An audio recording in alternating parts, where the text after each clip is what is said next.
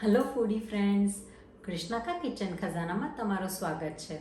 આજે હું એકદમ ઇઝી રેસીપી લઈને આવી છું, દહીં વાલે આલુ, કે જે રૂટીનના મસાલા અને ઘરમાં અવેલેબલ આલુ તો હોય જ, એનાથી ખૂબ જ ઇઝી રીતે બની જશે. તો ચાલો જોઈએ દહીં વાલે આલુ. અહીં મેં 4 મોટી સાઈઝના બટાકા લીધા છે. આપણે એને હવે પીલ કરી દઈએ.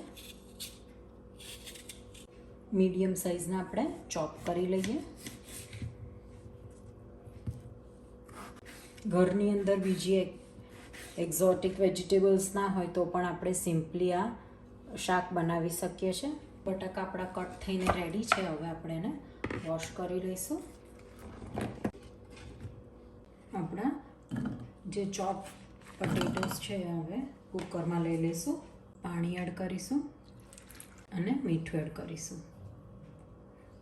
બટાકા બાફતી વખતે મીઠું એડ કરીએ તો બટાકું મોડું નથી લાગતું. જ્યારે ગ્રેવી સાથે ખાવામાં આવે તો આખો બટાકામાં ફ્લેવર આવે છે.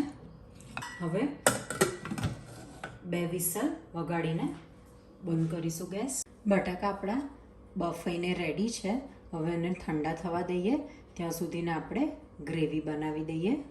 હાફ બોલ જેટલું દહીં લઈશું. દહીં મોડું છે. અંદર એડ કરીશું લાલ મરચું, ધાણા જીરું પાવડર, ગરમ મસાલો. પ્રોપર મિક્સ કરી દઈએ. હવે આપણે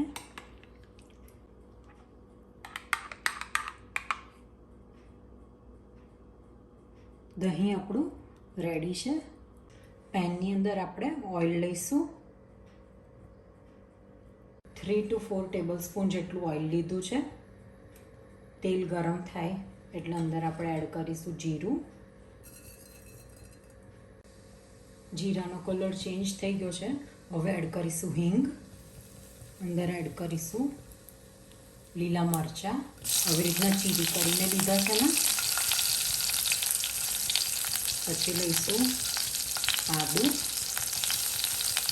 અને એડ કરીશું હળદર.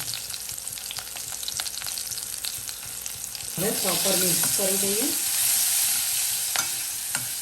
બટાકા એવું વર્સેટાઇલ વેજીટેબલ છે કે જે લગભગ બધા જ વસ્તુની આપણે અંદર એડ કરી શકીએ છીએ.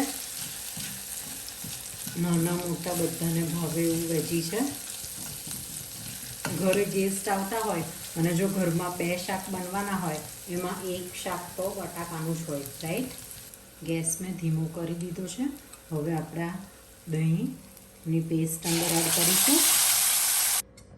ગ્રેવીને હવે ધીમા તાપે આપણે કૂક કરીશું. બહુ ફૂલ ગેસ પર કૂક નથી કરવાની.